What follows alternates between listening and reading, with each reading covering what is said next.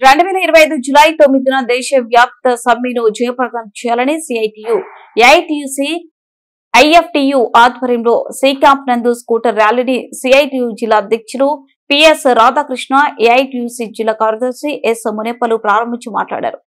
ఈ scooter rally C camp నుండి collector office, Raj Vihar, RS road, state bank centre మీదుగా కొండారెడ్డి, బురుచు అంబేద్కర్ విగ్రహం వరకు సాగింది. ఈ సందర్భంగా జరిగిన సభలో సిఐటియు జిల్లా అధ్యక్షులు రాధాకృష్ణ, ఏఐటియుసి నగర కార్యదర్శి చంద్రశేఖర్, సిఐటియు నగర కార్యదర్శులు సాయిబాబా, విజయ్, ఆటో యూనియన్ నాయకులు కె ప్రభాకర్, కిట్లు మాట్లాడారు. కార్యక్రమంలో ఏఐటియుసి నగర అధ్యక్షులు వెంకటేశులు, అంజీ, సిఐటియు నగర అధ్యక్షులు నరసింహులు, అబ్దుల్లా తదితరులు పాల్గొన్నారు. చేసుకోవడానికి అవకాశం లేకుండా ఒక దుర్మార్గమైన ఆలోచనతో 106, 102 సెక్షన్లు తీసుకురావడం జరిగింది.